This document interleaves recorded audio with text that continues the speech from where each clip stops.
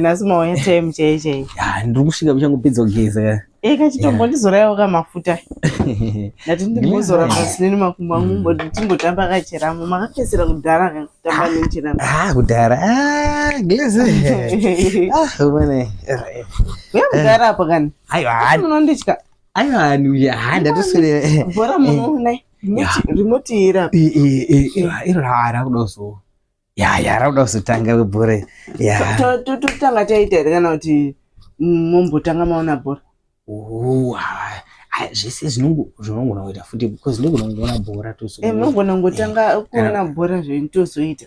Nyange munganita zvemunongorara ipapo. Pane panenge kusema ndifamba mausiku here. Aiwa bhora chero kapera ndofamba Glaze usiku here ndofamba. Munogona ngorara ipapo ndorara pamwe norara zvake uko. Hapana kana problem. Chero bhora kapera ndofamba. Situation. Ndofamba usiku here. Haina blast mozi wani kutofamba usiku atimbovhunduke ndofamba.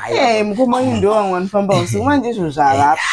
Zvaita hairo mama zora. Ina ndazora. Saka toshanga taita here kana kuti muona bhora.